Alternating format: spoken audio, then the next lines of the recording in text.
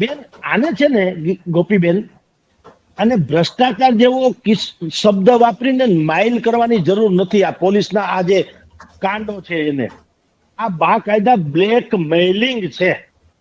કારણ કે તમે પોલીસ જુઓ, તમે અમારા ગિરેબાનમાં ગમે ત્યારે હાથ નાખી શકો છો.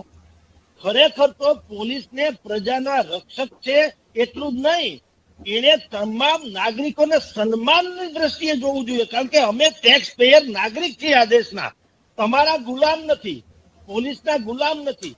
પરંતુ એ તુકારે ને ઉકારે જ બોલાવશે. અચ્છા, વાંક તો બધામાંથી મારી પાસે સ્કૂટર હોય તો એમાં પીયુસી નહીં હોય. દાખલા તરીકે મેં બરાબર હેલ્મેટ પહેર્યું છે તો આઈએસઆઈ બ્રાન્ડનું નહીં હોય. આ પણ ભૂલ છે. આવું હવે તમે એટલે કે પોલીસ, તમે એના પ્રજા માટે સિતમ ગુજારવા પેદા થયા છો.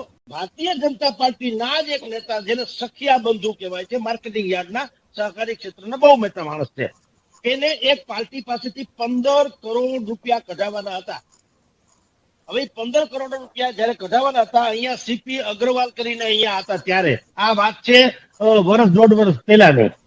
બિલકુલ એને 15 કરોડ રૂપિયા કઢાવવા માટે તેને સીપી સહિત જેને કીધું તો પોલીસના સૂત્રોએ એને 75 લાખ રૂપિયા માંગ્યા કે 75 લાખ રૂપિયા અમને આપો તો તમારા 15 કરોડ કઢાવી દઈએ. હવે આ જે હું કઉ છું કે આ ઓર્ગેનાઇઝ ક્રાઇમ નહીં તો શું છે? અન્યથા તો પોલીસ તો એવી છે ને, મે આઈ હેલ્પ યુ એવું લખે છે.